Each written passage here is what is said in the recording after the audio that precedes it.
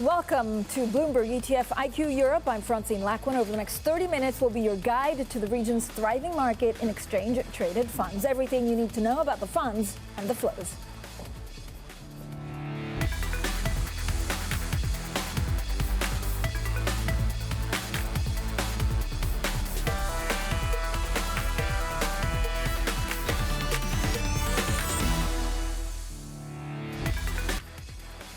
Despite mounting virus restrictions and an imminent U.S. election, European investors keep adding ETFs. The region's market sees inflows of €4 billion in October. Xtrackers owners DWS reports a buoyant third quarter. Move over low cost. Europe's cheaper ETFs lose out to more exotic and expensive new products so far this year. We ask if the low cost revolution has run its course. And China's new export. The country takes another step to opening up its ETF market. We'll discuss what it means for investors. Well, first up, let's take a look at which countries and sectors have been attracting the money. Danny Berger has the details. Hi, Danny. Hi, Francine. Well, over the past week, one of the biggest changes we've seen in the month-to-date flows is really the prominence of these flows into UK tracking funds. You'll see the United Kingdom first on the leaderboard when it comes to the one-month flows into ETFs, over $550 million worth of inflows. Now, if you dig underneath the surface, a lot of what's been getting that money are gilt-tracking ETFs, which is a very interesting proposition at this moment. HSBC, for example, saying that the BOE has run its course of what it can do for QE. So next on the docket, they say, will be negative rates, but still investors piling into those funds. So while the UK is enjoying this plethora of inflows, what has been on the other side? That is Germany. By far, German tracking ETFs bleeding funds, $514 million worth of outflows. Really, the German story for outflows comes from U.S.-based ETF investors. One iShares ETF, EWG is its ticker, is really where the lion's share of these outflows are coming from. So perhaps that has to do with currency exposure or just a way for U.S. investors to play the rising coronavirus counts in Europe in general. But when you look at the outflows, you have Germany, you have Spain, you have France as well. And this is also, again, tied to the story of the economic concern over new shutdowns. Well, what will Emmanuel Macron announce in terms of what France will have to do to combat their highest coronavirus cases since April? So that's certainly part of the story. Now, looking beneath these numbers as well, you can really see, though, that the net inflow still is positive for the 1 month out. So the overall European concern over coronavirus still hasn't really thrown ETF investors off from investing in the overall market, Francine.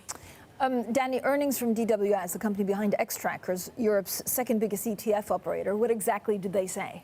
So surely this quarter, again, it was all about passive flows. You can see their net inflows, 10.5 billion euros, beat estimates and was higher than last quarter as well. 60% of those 10.5 billion euros came from passive products. Interestingly, their AUM, passive products only make up a quarter, but you can tell it's certainly growing with importance of their total AUM. Now, that means they still sit second, by far second, to BlackRock, who's the biggest ETF provider in Europe. We spoke with DWS CFO earlier, who said that their organic growth still looks fine in terms of getting more market share. Here's what she had to say. If we look at who is collecting new money from inflows in the ETF space in Europe, we're second there as well. And I think that demonstrates the organic ability to grow, obviously to some degree. We've had 13 billion of inflows across 2 quarters in the ETF space. That's global. But I think having a really broad product suite, being able to respond to the product trends, enables you to grow organically to some degree. Certainly all about picking up on those trends and growing their passive share. Francine. Danny, thanks so much. Our Danny Berger there. Now joining us this morning, Peter Sleep. He's Senior Portfolio Manager at 7 Investment Management. Peter, thank you for joining us. When you look at the amount of volatility that we could see in the markets because of extra lockdowns from now until the Christmas period, what does it mean for how ETFs will be used? I think ETFs will be used for macro purposes. Flows will follow performance, and if you have good performance in fixed income, you will see flows into fixed income. If you have poor performance in equities, you will see flows out of equities, and I think you've seen that already this year.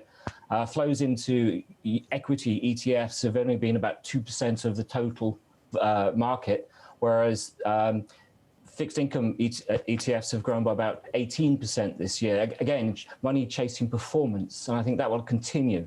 If we have more quantitative easing, we could see more money going into gold ETFs, which have been some of the strongest selling ETFs this year, or ETCs, yes, I should say. Peter, if you look at some of the havens in the ETF space, is it gold ETFs, or is there another way to play uncertainty in the markets? Well, you mentioned gilts earlier on. High-grade government bonds is perhaps the best way, the best insurance to play volatile markets. But gold is a way of playing volatile markets, although personally, I prefer my hedges to have coupons and income, whereas, of course, you pay to own gold. Peter, thanks so much. Peter Sleep there at 7 Investment Management stays with us. Now, coming up, after years of grabbing market share, lower cost ETFs have been losing out to more exotic and expensive new products. We'll bring you that story next. This is Bloomberg.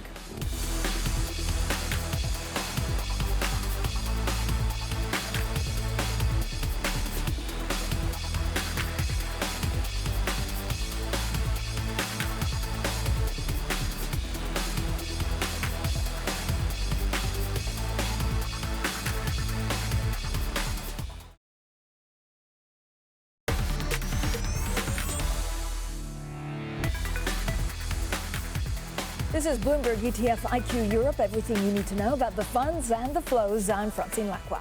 Now, is the overwhelming dominance of low-cost products in the ETF market starting to come to an end? Well, flows to the most expensive ETFs, costing 61 basis points or more, have risen this year to 6% of the industry total.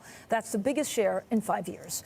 Now, growing investor interest in active and thematic ETFs have also helped drive the change. Well, joining us now on the phone is Athanasios Psarophagis from Bloomberg Intelligence. Athanasios, thank you for joining us. Is this a one-off, or is this really part of a bigger trend that's here to stay? Hi, Francine. Good morning. Yeah, that's a good question. To me, it looks like more of a permanent change. I don't think that low cost is going to be going away. But what I think is a really telling sign this year is that if a product is differentiated or it's performing really well, like we're seeing with thematics and some of these active ETFs, investors are willing to sort of set aside costs and allocate towards something that's a little bit more differentiated. So, and why I think it's a little bit more permanent is if you look at sort of every year in the past, most of the flows have always been going towards the cheapest product. So it's likely that an investor is already likely allocated to the cheapest product already. So when they're sort of looking for something else outside of that core exposure, they're going to likely be spilling over into the more expensive stuff. So I think that this trend, I don't think it's going to be overwhelming, but I think we're going to see sort of the growth rates favor some of the more expensive products. And you'll see the lower cost flows just reaching more of a level of maturity. Athanasios, what does that mean for the industry? So how do you see actually things shaping up over the next few years? Yeah, what I think is two things. Is one, we're going to see more of a barbell split, meaning that the low-cost trend is still really strong. So we're going to see a chunk of those assets remain on that end. But we'll see sort of the curve flatten out, meaning that it's going to barbell and we'll see more assets sort of stay in the higher cost products. And I think this is going to be really important for the issuers as well, because they obviously, this gives them sort of a glimmer of hope. They see that these more expensive products are doing pretty well. They obviously are going to make more revenue from them. So I think we're going to see a bigger push from the issuers on the side of thematics, on active, on things like ESG. So I think for the industry, it's going to sort of level things out a little bit and make it look more like a barbell. Athanasios, thanks so much. Athanasios Psarophagis there from Bloomberg Intelligence joining us. Now, still with us, Peter Sleep at 7 Investment Management. Peter, given what we were just talking about with Athanasios, what are the main trends that have emerged during, the COVID-19 pandemic? Maybe it's thematic, maybe it's ESG, maybe it's something else. Yeah. And how much will those trends even become bigger in the coming quarters? The thematic, there's been a lot of talk about the thematic, and of course the performance of some of them has been excellent. Cloud computing, clean energy, video gaming, emerging market, internet. They're the top performing ETFs in the year to date. But if I look at the bottom performing ETFs, we also have a lot of thematic ETFs like global energy, oil, 3 times levered, all these. So you throw enough mud at the wall, some of it will stick. And I think that's probably the case for some of these thematic ETFs. It's still a small percentage of the market. I don't have exact numbers, but 2 to 3%. I think your colleague just mentioned. The real big flows, as I say, are going into things like fixed income ETFs, particularly in the United States, and big flows into gold and commodities as well. How much are you expecting the European ETF market to grow? I mean, it's really dwarfed by the U.S. market at the moment. Yeah. How much more attractive will it be in 2021? Well, I think it'd be as equally as attractive. You have to remember that I think one of the reasons behind the growth of the US market is the tax advantages they have. They don't, US ETFs don't pay capital gains tax, whereas as funds do. We don't have that problem here in Europe. So the European funds market, active fund market, has remained very competitive.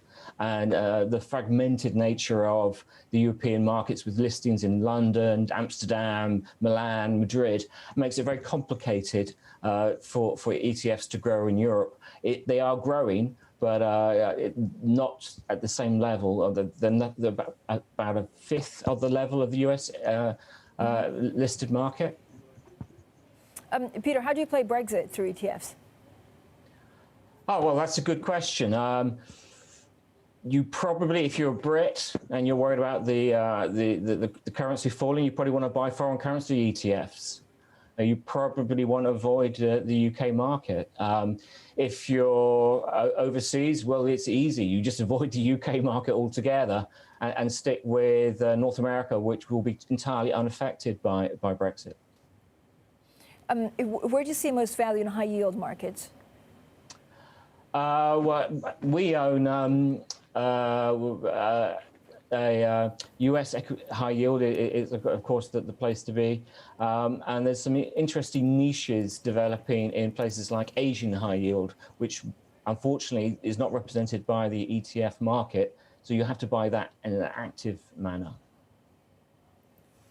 All right, Peter, thanks so much. Peter Sleep there at 7 Investment Management stays with us. Now, coming up, ETFs in China nearly doubled in value in the first half of the year. The market still less developed than in Europe and the US. We'll discuss that next. This is Bloomberg.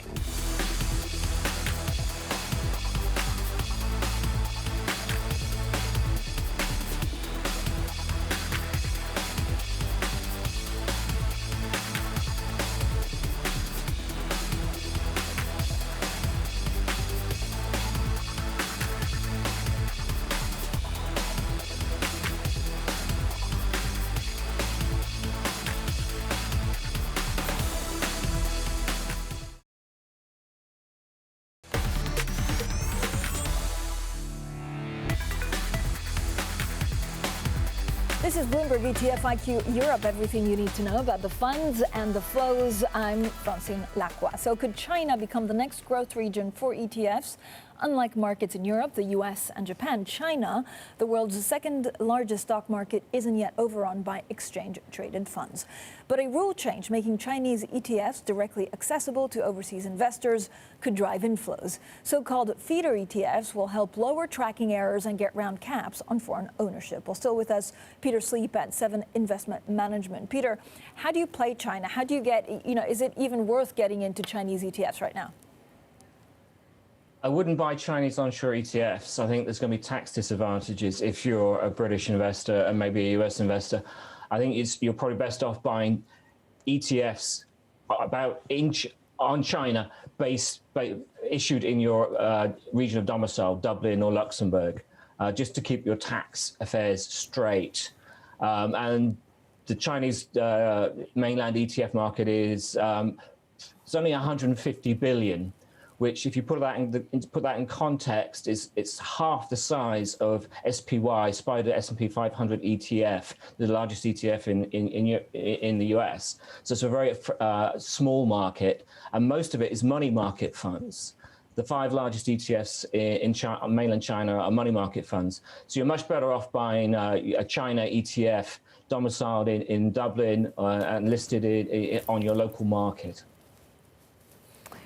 Peter, when you look at a lot of the volatility coming in Europe because of lockdowns, because of restrictions, First of all, do you play it differently to April and May when we had the restrictions through the ETFs? Has the market changed since the first lockdown?